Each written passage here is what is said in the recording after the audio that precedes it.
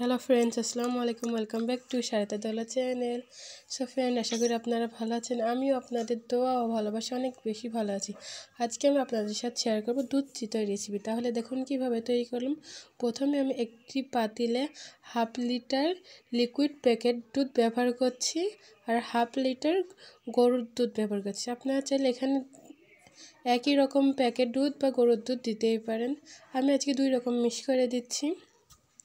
এবার দুধটা চুলায় পাতিলটা বসিয়ে দিব।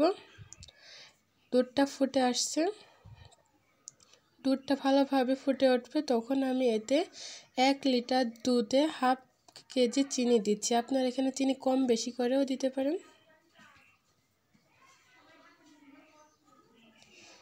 চিনি দিয়ে দিচ্ছি আর এখান থেকে সামান্য চিনি রেখে দেব ক্যারামেল তৈরি করার জন্য। এখানে আমি দুধ আর চিনির ব্যালেন্স ঠিক রাখার জন্য সামান্য লবণ দিচ্ছি। লবণটা দিলে দুধ আর চিনির ব্যালেন্সটা পারফেক্টভাবে ঠিক থাকবে। এবারে দুধের সাথে চিনিটা ভালোভাবে মিশিয়ে নিব।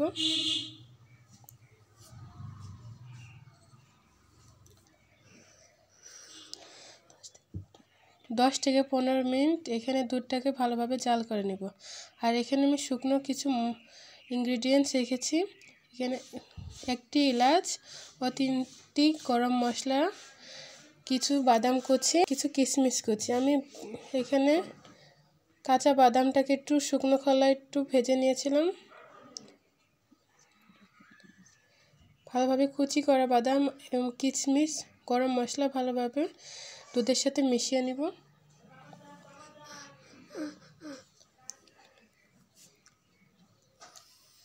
ভালোভাবে চিতই পিঠের দুধের রসটা ভালোভাবে তৈরি করে নিব।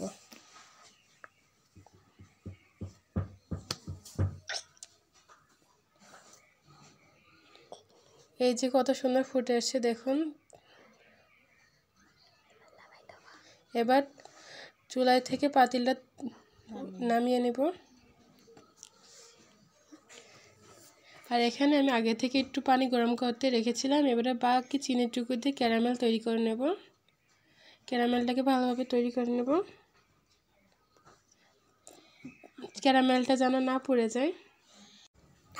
চিনির ক্যারামেলটা তৈরি হয়ে গেছে, একটা হালকা আছে তৈরি করে নিয়েছি এবং কত সুন্দর কালার হয়েছে দেখুন, মাশাআল্লাহ। চিনির ক্যারামেলটা তৈরি হয়ে গেছে। এবার দুধের সাথে মিশিয়ে নেব। এখানে হালকা হালকা করে দিব এবং মিশিয়ে নেব যাতে চিনিটা দলা না পেকে যায়। চিনির ক্যারামেলটা দেওয়ার কারণ এখানে দুধের কালারটা চেঞ্জ করবো, হালকা লালচে ভাব নিয়ে আসবো। আপনারা এটা দিতেও পারেন, নাও দিতে পারেন, এটা অপশনাল। ভালোভাবে চিনি ক্যারামেলের সাথে দুধটা মিশিয়ে নিব। এই যে আমাদের চিতই পিঠের দুধের রস তৈরি হয়ে গেছে দেখুন, কত সুন্দর কালার এসছে। এবার চিতই পিঠে কিনে তৈরি করে নিব। এখানে আমি পরিমাণ মতো চালের গুঁড়া নিয়েছি, আপনারা আপনাদের পরিমাণ মতো নিতে পারেন, এবং সামান্য লবণ দিয়েছি এবং সামান্য কুসুম গরম পানি। এখানে বেশি অতিরিক্ত গরম পানি দেওয়াও যাবে না, বা ঠান্ডা পানিও দেওয়া যাবে না। এবার আস্তে আস্তে পানির সাথে চালের গুঁড়াটা মিশিয়ে নিব। ভালোভাবে একটা ঘন ব্যাটার তৈরি করে নিব।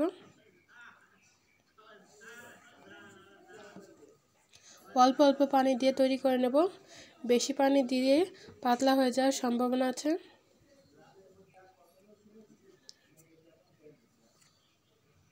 এই যে আমাদের চিতই পিঠের ব্যাটার তৈরি হয়ে গিয়েছে। বেশি পাতলাও হবে না, বেশি ঘন হবে না, দেখুন কত সুন্দরভাবে তৈরি করে নিয়েছি। এবার পিঠাগুলো তৈরি করে নিব।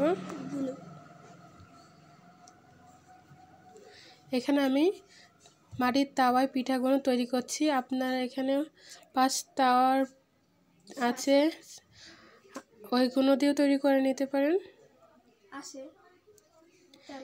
এবার এটা একটা মাটির ঢাকনা দিয়ে ঢেকে রেখেছিলাম এবং ঢাকা ওঠানোর পরে দেখুন পিঠা তৈরি হয়ে গেছে এবং কত সুন্দর ফুলেছে। আর একবার ভালোভাবে দেখলে, খেয়াল করলে আপনারাও বাসায় তৈরি করে নিতে পারবেন। এবার মাটির ঢাকনা দিয়ে আবারও ঢেকে দেব। মাটির ঢাকনাটা একবার ভিজাতে দিয়ে দিয়েছিলাম। ওই ভিজানো পানির ভাপে পিঠাটা তৈরি হয়ে গেছে। দেখুন কত সুন্দর ফুলে উঠেছে।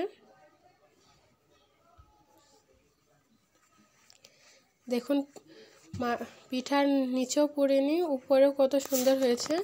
এবার পিঠার রসের সাথে ভিজাতে দিব। প্রত্যেকটা পিঠা দেখুন কত সুন্দর হয়েছে এবং পড়েও যায়নি।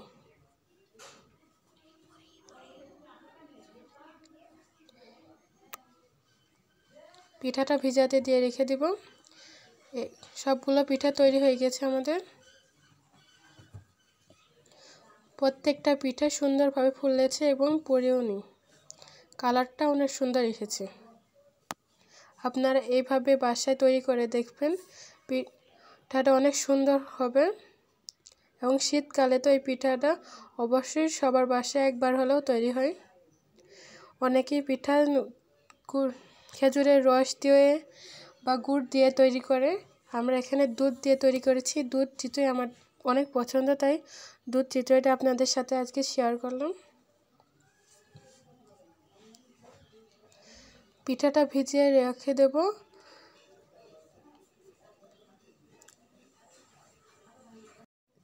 মাশাআল্লাহ, দেখুন আমাদের কত সুন্দর পিঠা তৈরি হয়ে গেছে। আরও একবার দেখিয়ে দিচ্ছি পিঠাটা তৈরি করা কত সুন্দরভাবে ফুলে উঠেছে। এবার টেস্টিং করব। আমরা এইটা পিঠাটাকে প্রায় এক রাতের জন্য ভিজাতে রেখেছিলাম। আর দেখুন ভিজে কত সুন্দর পিঠাটা তৈরি হয়ে গেছে, একদম নরম সফট। আর দুধের কালারটা দেখুন কত সুন্দর হয়েছে। গাইস, আপনাদের এই ভিডিও আপনাদের যদি পছন্দ হয়ে থাকে তাহলে অবশ্যই লাইক, কমেন্ট, শেয়ার, সাবস্ক্রাইব করে আমার পাশে থাকবেন। এবং পিঠার রেসিপিটা যদি ভালো লেগে থাকে তাহলে অবশ্যই বাসায় একবার হলেও ট্রাই করবেন। দেখবেন কত সুন্দর তৈরি হয়েছে এবং খেতেও মাশাআল্লাহ অনেক টেস্টি।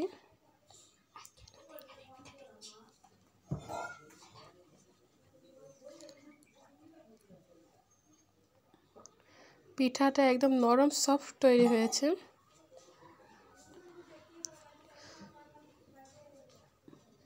সো ফ্রেন্ড, আজকের মতো এখানে বিদায় নিচ্ছি।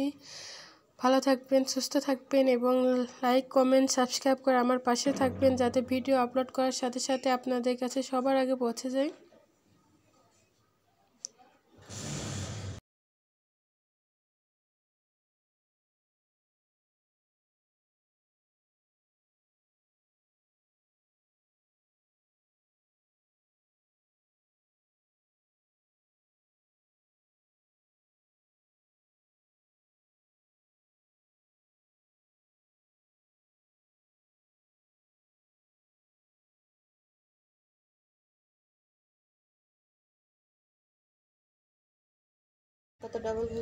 পিঠাটা এত হয়ে গেছে, তা আমি তো খেয়েই যাচ্ছি, পুরোই ফিদা হয়ে গেছি পিঠার উপরে। তো আজকের মতো এখানে বিদায় নিচ্ছি। আল্লাহ হাফেজ, টেক কেয়ার।